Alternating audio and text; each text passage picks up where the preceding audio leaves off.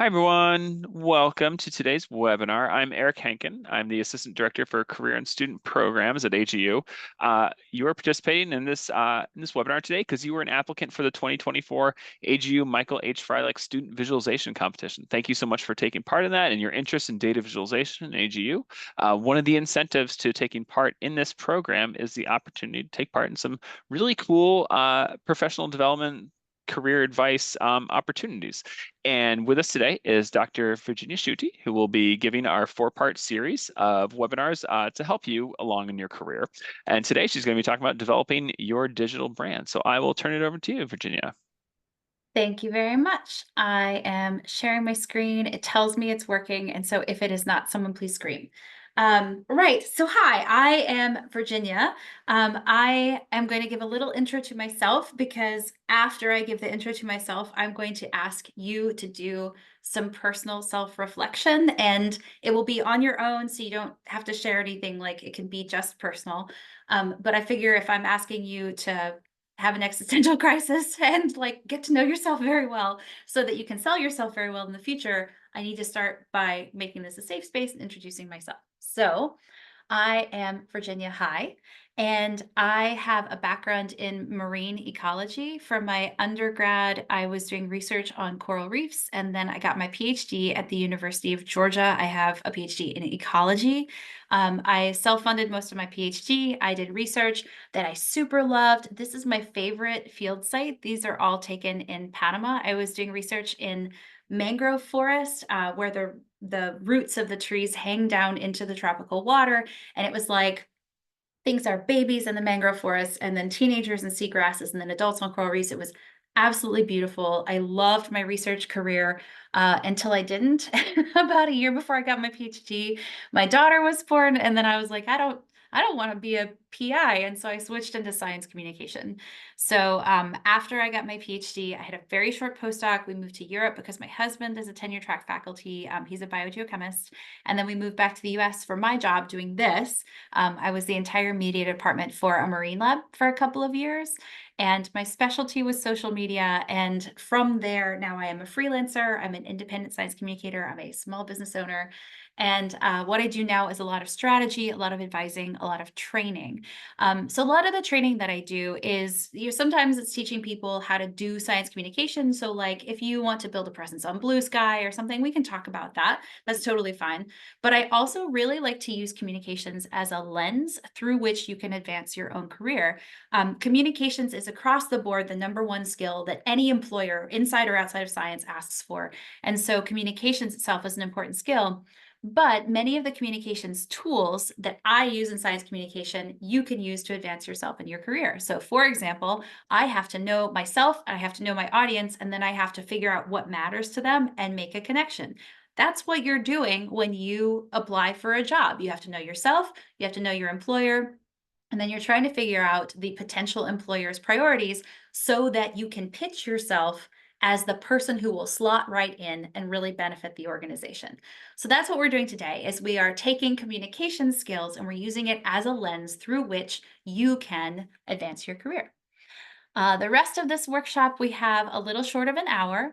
We'll start with self-reflection, and then I'll offer some resources, and then we'll have time at the end for some questions if you have any.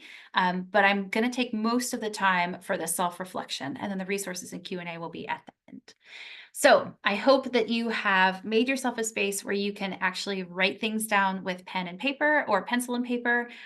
If you have a laptop, that's totally fine, but there's something psychologically different that happens when you actually have to write things down with pen and paper. You have to commit to those ideas differently.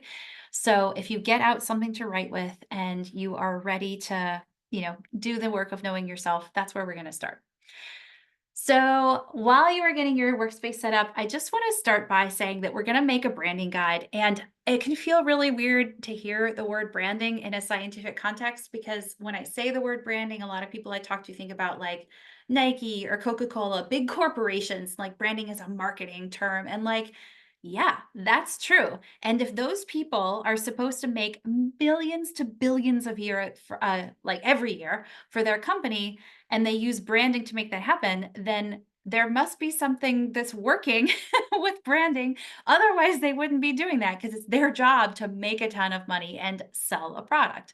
And so it is definitely an effective tool. Branding is so good, but it can feel weird to apply it to yourself because it can feel like, why would I act like a corporation? Like there's something that can feel a little gross about that. So why we care about branding, why you might care about branding, depends on your goals and how you measure success. I am giving this presentation assuming that all of you have not reached the end of your careers or the pinnacle of your careers and that you'd like to move somewhere else next. That might be moving up for a promotion, that might be moving sideways. Maybe you're going to take some degree that you're working on and then go somewhere else or something. But essentially, I'm assuming that you want to make a move, which means that you will need to somehow convey to people who you are and why you are the right person to make that move with whoever it is you're applying to. A lot of people will give career advice when you are doing self marketing, and they'll say, have an elevator pitch or something like that. And taking a lens of using branding is the idea of an elevator pitch, but like multidimensional. So it's an elevator pitch with sparkle or an elevator pitch plus. I'm essentially taking the same ideas that you've heard talked about a lot in the sciences, and I'd like to make them more flexible so that you can make them work for you effectively. So good branding unites your work. It means that if you have your branding in order, people can see the thread that connects all your experiences. So if you went from working with cows on a farm somewhere to hiking, the tops of mountains, you can succinctly and like logically say what ties those two projects together and then connect it forward to the job that you're hoping to get with this employer. It sets expectations. So if you're going to a conference to network and you have your branding in order, people will pick up on the signals you're sending and they'll know what questions to ask you, what to talk to you about, what career level you're at, like how to treat you. So having your branding helps people, it like is a really nice tool for helping people shift and like helping you make the most of networking opportunities. It can help you build relationships. So if you have a consistent, this is going to sound so silly, but I promise it's true because it's happened to me. If you have a consistent color scheme or profile photo in your online spaces, people might start to recognize you as like your online handle or your online photo or your color scheme or whatever.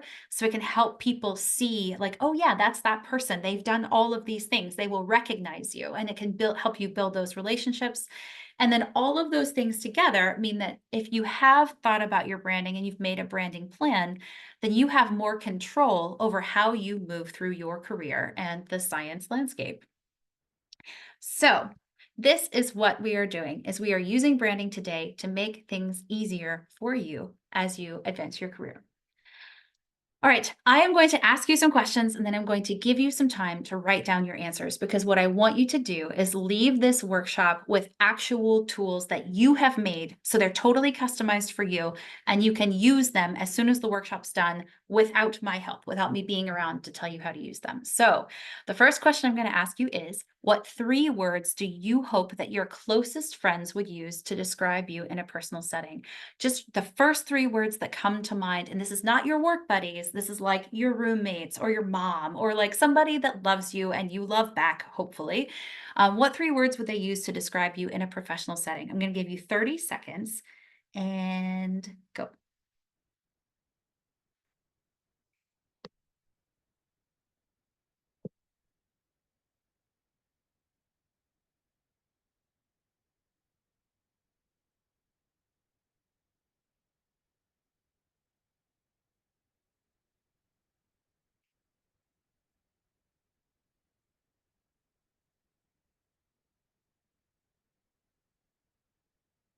All right, that's your 30 seconds. If you didn't get to 3, that's okay. I want you to just gut instinct write down the first thing that comes to mind. You can revise these later. Next question. What 3 words do you hope that your work buddies, your colleagues would use to describe who you are in a professional setting? If you're getting introduced to somebody by a colleague, how would they describe you? 3 words, 30 seconds again, starting now.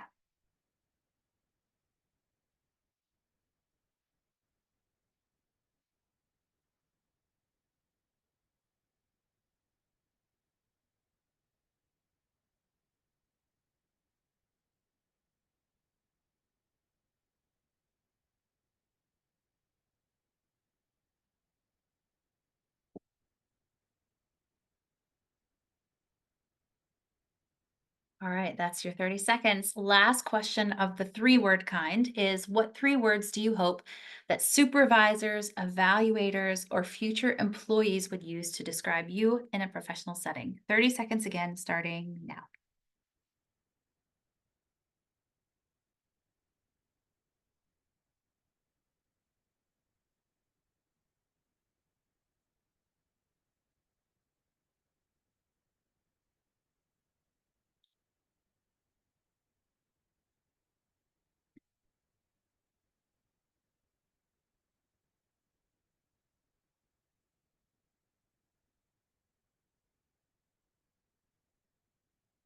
Okay, that's your 30 seconds. So I know that your 3 words may be completely different for each of these. You might have 9 words on your sheet of paper, or you might just have three over and over.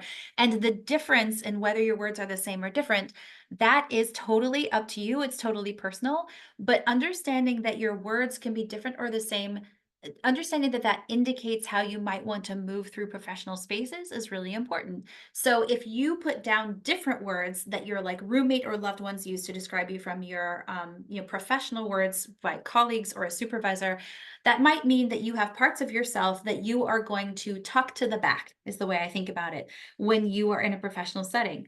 That is totally fine. Again, my I am not here to judge how you are going to, who you are going to be in a professional setting, how you're going to sell yourself.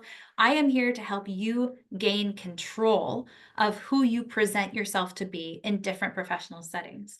So those words that you wrote down, they might indicate that you are joining different kinds of communities when you're at home versus when you're at work. Like maybe at home you are like loud, goofy, something like that. And at work, you're a lot more reserved because you want to make sure that because you are loud, you're giving other people a space to talk first or something. They also will let you leave parts of your life behind. I'm a mom, and I sometimes I lead with being a mother when it's appropriate, and sometimes I totally put it away because I don't want to talk about it, or I don't want you to judge me or whatever. And again, it's okay if your words are the same. They are not required to be different. That means that you may want to find a workplace that is accepting of your entire self because that's just who you want to be at work.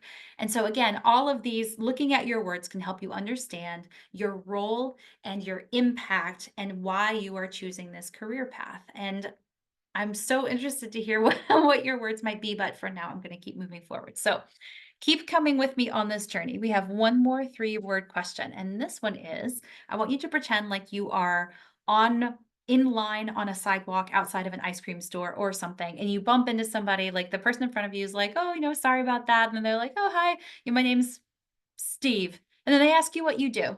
Okay? And you tell them what you do for your job. After they leave, what 3 words do you hope? Like they go home to their friend and they're like, "I met this person. They were," what 3 words do you hope they use to describe you after that interaction? That stranger that you don't know. 30 seconds to write down 3 more words and go.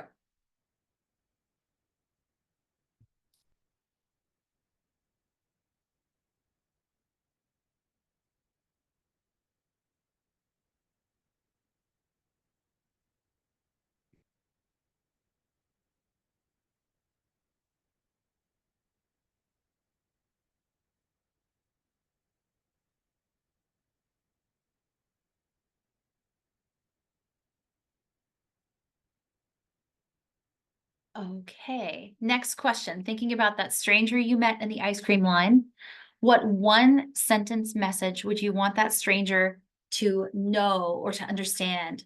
Or what action would you want them to take after they leave your conversation? You just met them, you told them what you do. What do you want them to do next? What do you hope they took away from that conversation? 30 seconds only. Jot down what comes to mind first and go.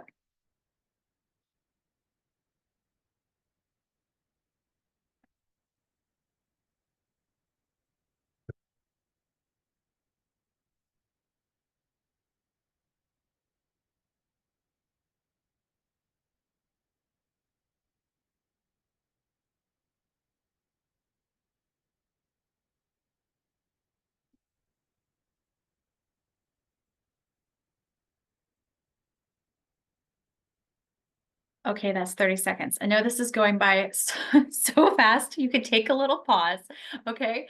So, your brand outline is your purpose. So why you are doing this job. Again, I'm making some assumptions here, and the assumption now is that this is a passion-driven career for you. If you are in the sciences for money, I wish you good luck.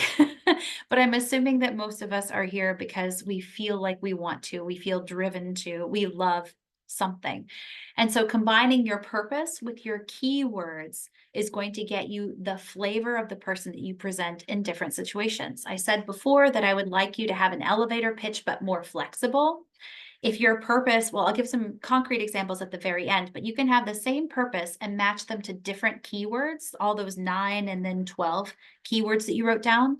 If you are talking to someone in the ice cream line, you might take the same purpose, but give it a flavor of different keywords than you would if you are meeting someone at a professional conference. And understanding that that's branding strategy that you're using will help you, again, not have like a single elevator pitch, but it'll help you learn to be flexible with how you present yourself and who you present yourself to be so that you can take maximal advantage of whatever networking and career opportunities come your way. The third part of a brand outline is usually some kind of color scheme. You can use this on your website, on your social media. You can even weave it into your resume because color is becoming more acceptable now, just like little accent lines and stuff. And we're not going to cover color today, but if you have questions, get in touch.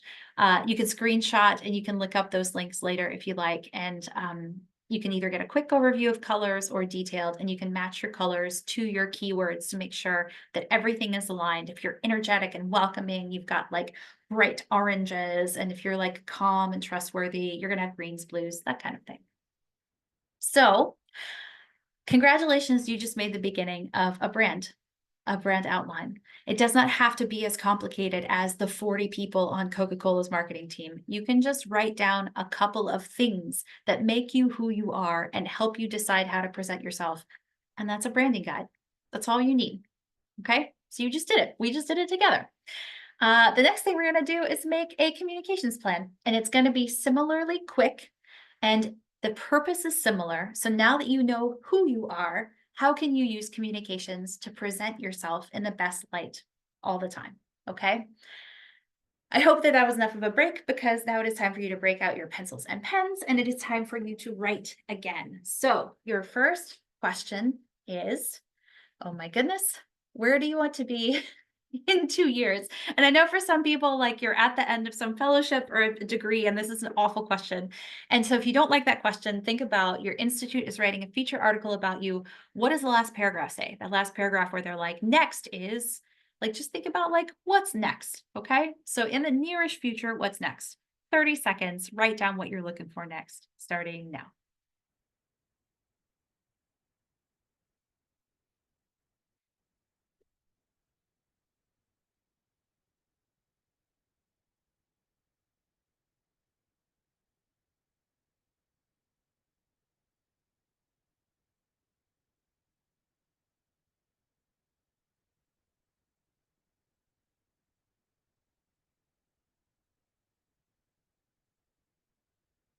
All right. And then your next question is slightly further out. Where do you want to be in 5 to 10 years? And if that question is awful for you, think about that same feature article that's being written about you. Often they'll put like your picture on the cover, and they'll have like a little, like, one sentence in the bottom corner. Like, what does that sentence say? Like, what are you about? What's your general like theme that drives your career? Take 30 seconds, write something down, and go.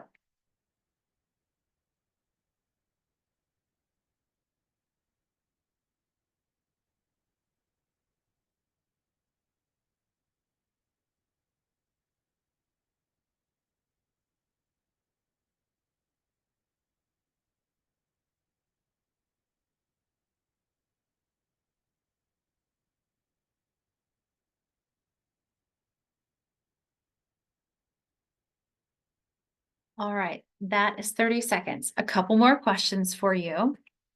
What is the next step that you hope to take in order to meet those goals? So if you wrote down that where you want to be in 2 years is employed, that's great. But like, what's the next thing you need to do in order to advance right now?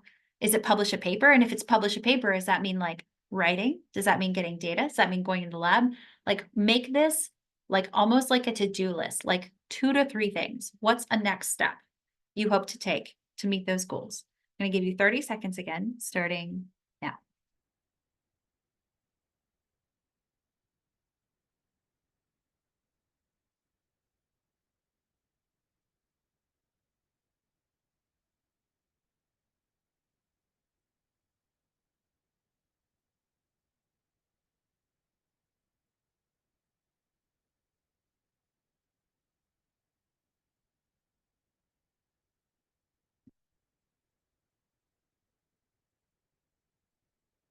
Okay.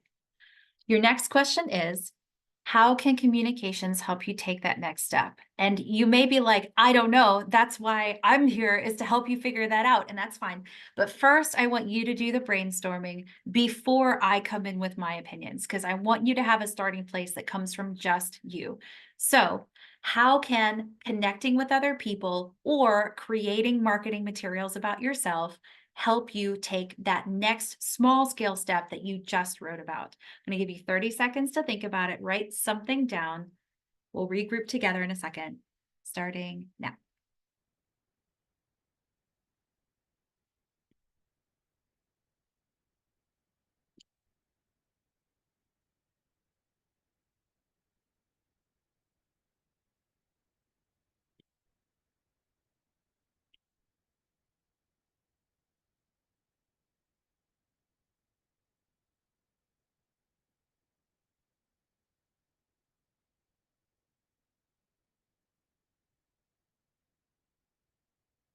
Okay, that was 30 seconds.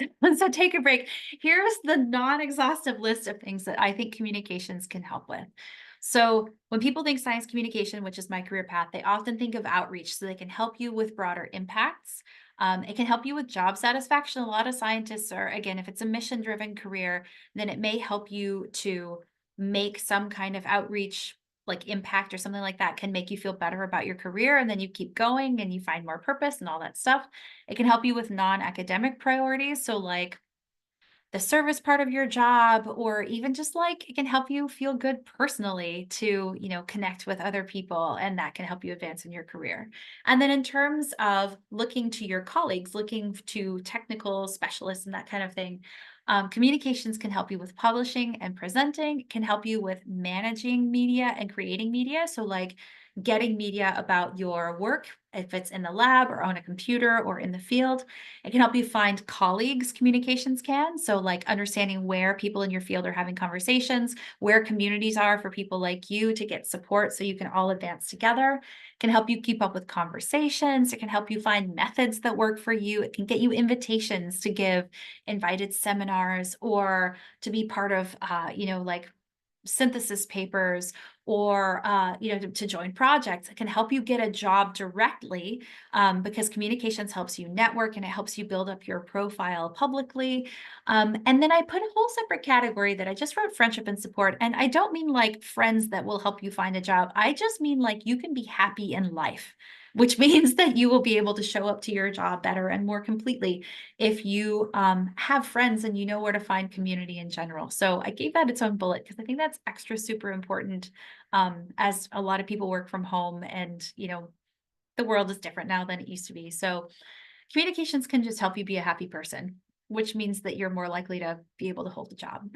So these are all the things that I think communications can help with, but they're not very specific, and they're certainly not specific to you. They're extremely general. So I want to come back to your brainstorming. I want to ask you again, identify concrete goals that you want to take in order to achieve your next step.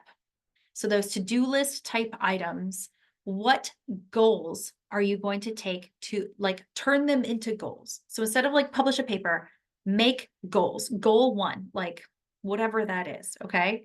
So just take 10 seconds. This one's going to be so quick. Go back to what you wrote on the next step thing you need to do. Write them down as goals to tick off on a to-do list. Just take a little time.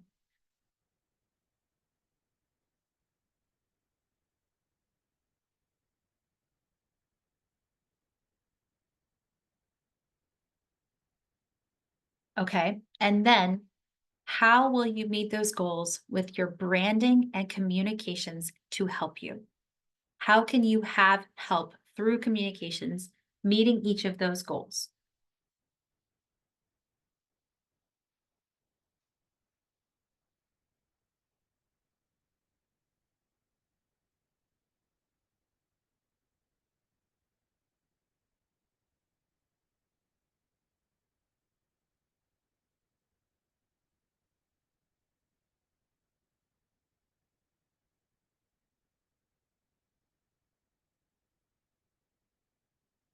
Okay, that's about 30 seconds. I want you to look at what you wrote down for each of the communications helping parts.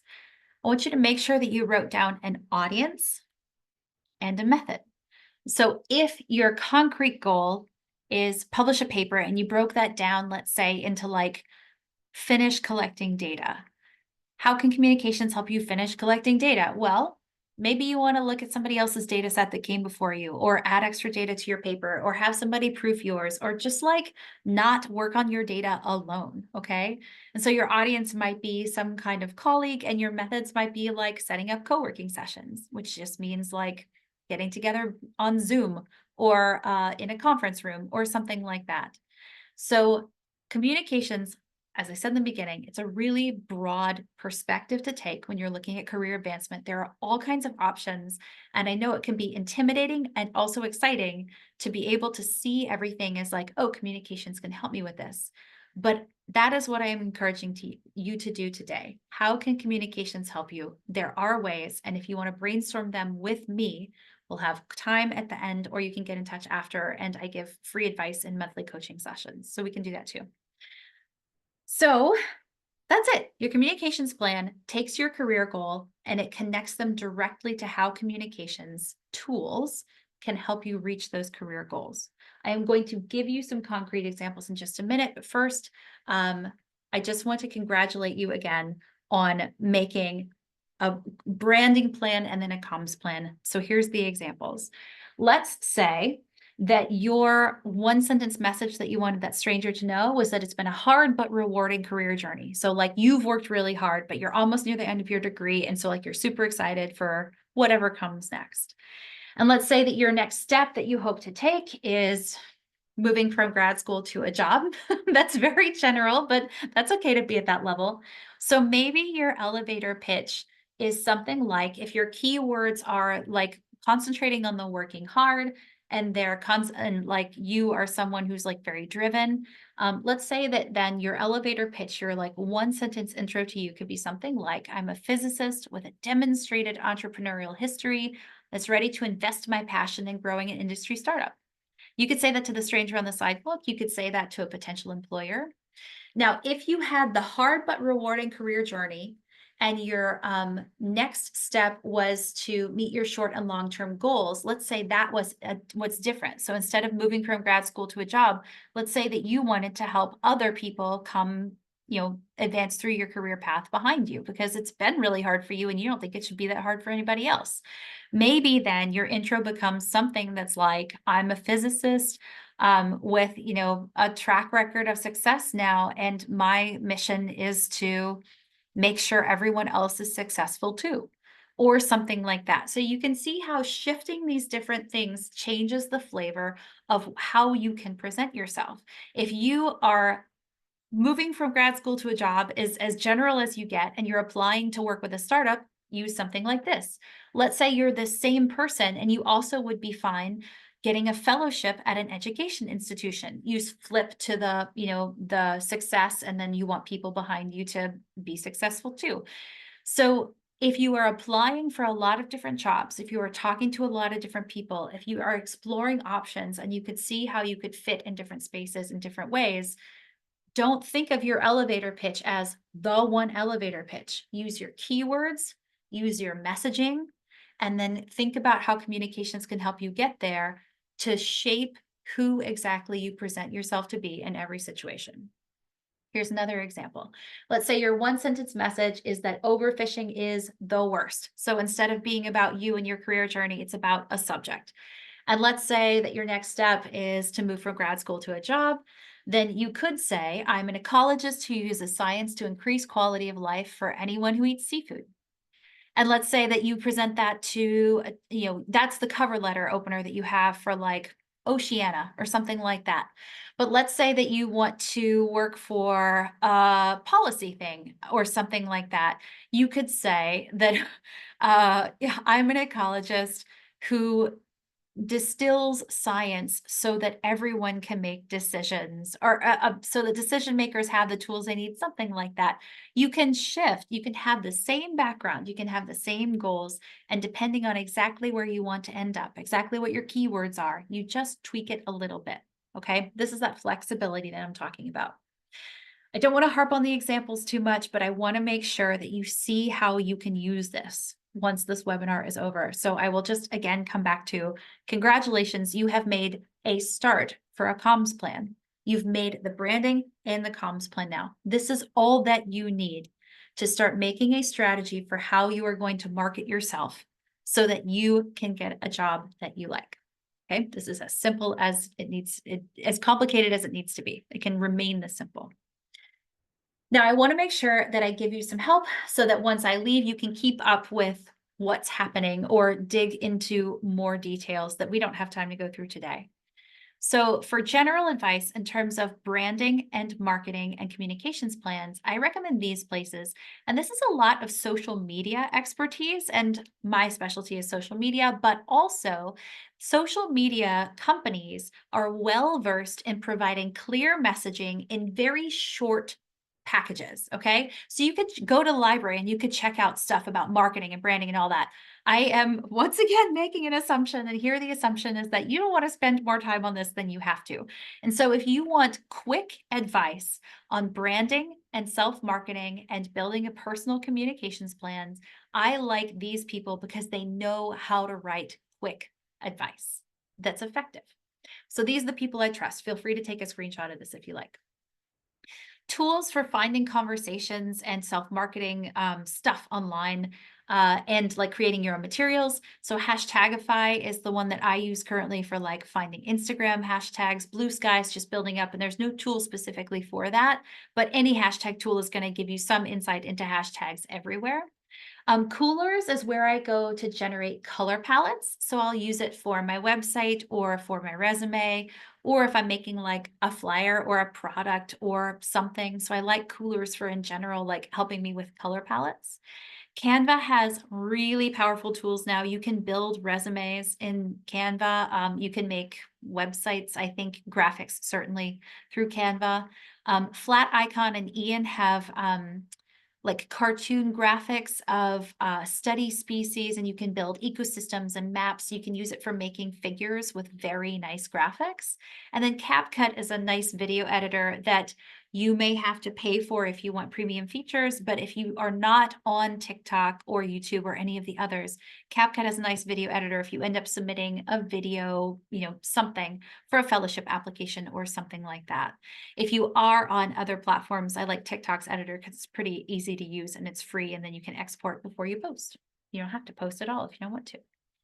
So those are some handy tools. And then for strategy help, there is a lot of research into branding and marketing. Like I said, companies need to know what works because otherwise the company will go under if they suck at it. So there's a lot of research on what works for selling, for branding, for marketing, for selling yourself or a thing. And there's specific advice for like, self-marketing in terms of networking and in terms of like, I don't know, just what works in general. It doesn't have to be about a company. You could also go to the people who are selling the advice. So, for example, if you're building a personal website, you could go to WordPress's homepage and you could look at their homepage. If WordPress has a giant image across the top, then odds are that the trend right now in web pages is to start with a giant image across the top and then like some really bold text across it that says like your mission statement or your name or something like that. So learn from research, learn from the people who are offering the advice and doing the research as well. And then I put in the 20/80 rule in the bottom. The 20/80 rule is this fascinating thing that people use for everything and anything. So I think the actual 20/80 rule comes from like Italy in the 1800s or something. There was a time when 20% of people owned 80% of the land. It was a fiefdom kind of situation. But people in marketing use the 20-80 rule a lot to remind yourself to have realistic expectations and not to try to do everything all at once. So, for example, in marketing, 20% of your materials will do 80% of the work. That means that if you are making flyers for some software that you have written for your dissertation and you want people to, like find your software and test it out for you or something. If you put up flyers across campus, there are a couple that will be seen by a ton of people because they're in locations where everybody sees them. And then most of them won't be seen by many people. So only a few of your things did most of the work. That applies to networking. You will have some connections that you make and like a lot comes from it, and others that like not much came from, and that's okay. Not everything has to be like, I immediately got a job from this one thing. You will also see this on social media. If you're on LinkedIn and you're making posts about your field and you want to establish yourself as a thought leader or an expert in some way, let's say that 1 out of 5 of your posts gets a lot of attention and the other 4 really don't. That's what I would expect. Honestly, that would be a really good rate if 1 out of 5 posts got, a lot of attention. So give yourself, have patience, give yourself some, grace and room for not everything to immediately land you your dream job. If you take a step in a right direction toward a job that you like, toward employment that becomes a career, then all of a sudden, after you've taken some steps, you look backwards and you've got a clear path that you can see that has led you to where you are now.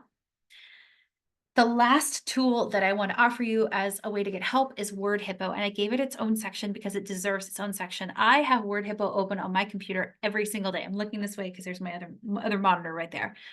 Word Hippo is like a thesaurus, but it is made for writers, so it expands the word options that it gives you. And it helps you find the exact word that you're looking for, or on a resume or a cover letter, if you built or you created or you made, 5 different things, it will help you find 5 different words that say exactly what you did, but they're not the same word over and over. So use Word Hippo when you are developing your self-marketing materials, and you will be able to be more precise and you will be able to have more compelling and effective language about who you are and what you've done. Okay, so we are in the wrap-up phase. You drafted the outline for a branding guide and a communications plan. If you want them to be more detailed in the future, you could certainly come back and fill in the outlines with, you could write down, here is my 1-sentence elevator pitch for this particular conference. Here's my 3-sentence elevator pitch for this particular conference. You could actually use it as a drafting tool to practice exactly how you are going to market yourself in different situations. So I call it a guide and a plan without it just like being very detailed, because you can fill in the details if you like. If you are the kind of person who just needs to have thought it through at this level and then you are good to go, then congratulations, you've thought it through and now you are good to go. I want you to remember that your branding guide that you made and your communications plan are living documents. This means that you will need to update them, especially if this is your first time making anything like this and thinking through communications and strategy in this way. You will probably next week be like, oh, that was not that was not the 3 keywords I wanted to use. And that's great, because that means that you have given yourself a framework that you can update continuously and still keep track of your strategy so that you can have a flexible self-marketing plan that helps you be successful, helps you reach your goals. Okay. I noticed that every time, like I can feel when I have kind of leveled up in my career, because I go back to my self-marketing materials, like my resume, like my website, and I look at it and I'm like, that's not right anymore. I need to update that. If that happens to you, congratulate yourself, because you're doing something right. You've got some success, and you've again set yourself up a framework where you can know yourself and then pitch yourself very accurately. I also want you to think about taking calculated risks. So color on a resume, for example, it's it was not done when I was first on the job market. Nobody had color in their resume. But if you do put color in your resume, even just a little bit, in an industry where it's not done, you will certainly stand out. And is that a risk you want to take? I don't know. That's why I put calculated in there. Just these are your materials, and you get to portray yourself any way you want.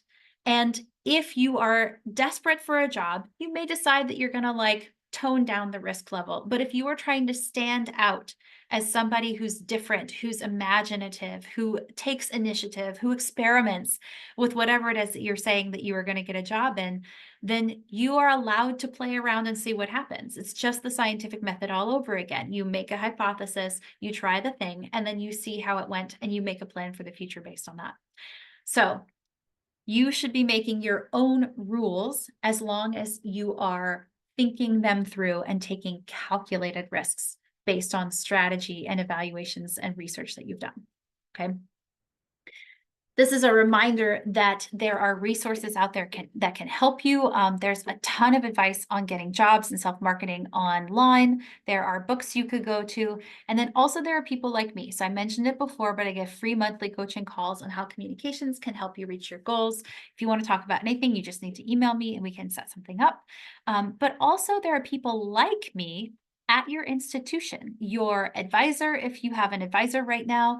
If you are, at a stage where you don't have an advisor right now, then I think I may have misunderstood something about this fellowship. But also, when you get to that stage, you might have mentors, or you might have peer or colleague groups instead of direct advisors. There's always going to be somebody around who can take a look at your stuff and offer feedback, and somebody who cares about you and will hype you up and say, no, I don't think this is like putting your best foot forward. I think you should, whatever. I think you're downplaying your energy, or, what, I really liked your contributions here and I don't see them on your resume at all. So find people like me that are either at the aspirational career level or are your peers, and they can help you refine your stuff so that you are marketing yourself well, presenting yourself in the best light, and hopefully reaching your goals very quickly and very easily. That's it. That's all I have for you. So, final reminders, this is just a start. You are not alone, and you will get better at this the more you practice it. After practicing my elevator pitches flexibly, I can come up with a 5-second, 10-second, 30-second, and 3-minute elevator pitch on the spot because I know who I am. I've made my plan. It's been in place enough times now that that's just what I can do. I've practiced it a lot. You can get there too. Here's my contact information in case you want to get in touch, and I wish you the best of luck. Thanks very much. Awesome. Thank you, Virginia. Looking forward to our next webinar on January 9th, where Virginia will be talking about improving your online presence. Dovetails very nicely. And then we've got 2 more. So upgrading your CV on the 21st of January and crushing your job interview on the 7th of February. So getting a little more into that time to get hired, which is very apropos. A lot of position openings will be going out, especially in the academic world around now. And they'll start the interviewing process in the early spring. So very nice timing there. Thank you so much, Virginia, and thank you for joining.